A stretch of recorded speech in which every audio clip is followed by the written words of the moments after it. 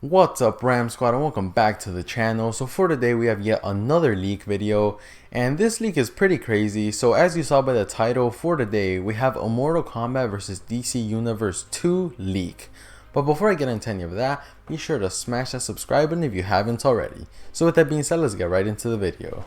Alright guys, so I got this leak sent to me just yesterday, and it comes from a website called 4chan, which is a website much like Reddit where anyone could just type whatever they want.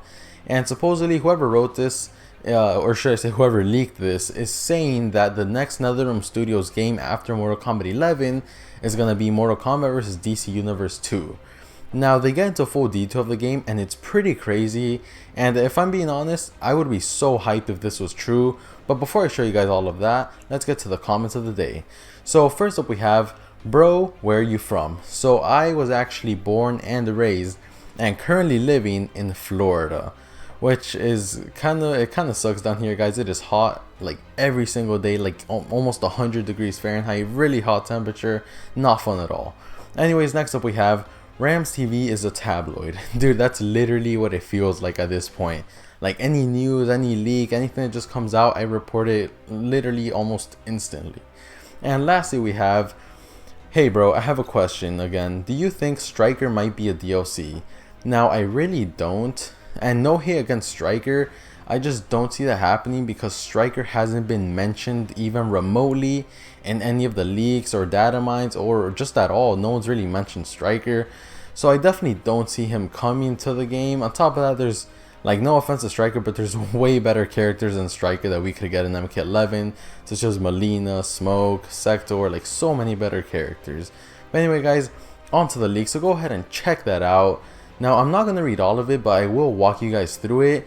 And really quick, after I read it, I kind of noticed that this game would be way more DC centric, if I'm being honest, which, me being a huge DC fanboy, I'm super fine with that.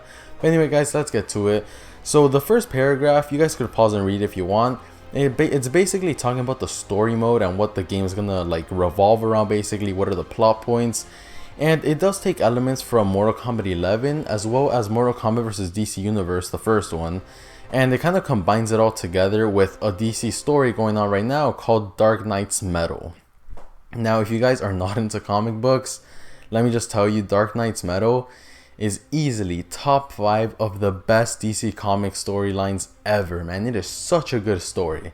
Anyways, let's just go on to the playable characters from each respective universe. So from the Mortal Kombat side, the playable characters would be Baraka, Jackie Briggs, Kano, Melina, the Great Kung Lao, Scorpion, Dagon, Taven, Cassie Cage, Sub-Zero, and Katana.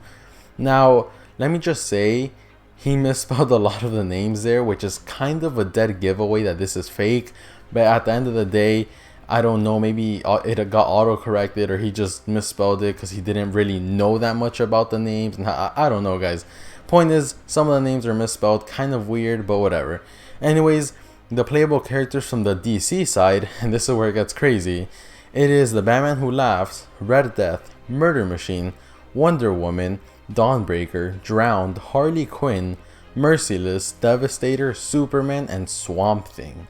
Now, you guys might not even recognize most of those names, don't worry, I got you guys. And this will also explain why like Green Lantern and Flash aren't there, which are like, you know, the main characters for DC. Now these names, Merciless, Murder Machine, Red Death, they're all from the story Dark Knight's Metal, first of all, and they're all versions of Batman who have replaced a specific member in the Justice League. So Red Death is Batman as the Flash, Dawnbreaker, Batman as Green Lantern, Murder Machine, Batman as Cyborg, and so on and so forth. Now, me being a huge DC fanboy, dude, this game would sound like a dream come true. Now, the likeliness of this happening is very minimal, unfortunately. But man, when I read this, I was like, please, man, please be real. This would be so cool. And he goes on to mention 3 unlockable characters, who would supposedly be someone named Legion, which is Barbados consuming all of the remaining Titans and becoming one being named Legion, the main basically he would be like the super unstoppable god almost. He's not in the comics, there's no one named Legion in the comics, just so you guys know. Then he says Who else? Oh, the Grim Knight, which is like a version of Batman with a bunch of guns and stuff. He looks pretty cool. And Fire God Liu Kang. Looks like we are getting some Mortal Kombat involvement in here. And then he says 9 additional empty character slots will be available for the future DLC. Now, he does say that fatalities will be available for the first time in the Mortal Kombat crossover game, but the super move system will be back from Injustice. But he does mention that there won't be fatal blows or crushing blows, which in my opinion, that's a good thing. And then he goes on to say all the way at the end that we're going to get more details for this in the DC Fandom event on August 22nd, and that the release date for this game is autumn 2021. Now, as I said, the likelihood of all this being real is honestly low, but if it is, then god damn are we in for a treat. Or at least us DC fanboys are super in for a treat. But what I want to know is, what do you guys think about this? Please let me know all your thoughts and opinions in the comment section down below. Other than that, be sure to stay subscribed for more videos just like this one. Thank you for watching, and peace.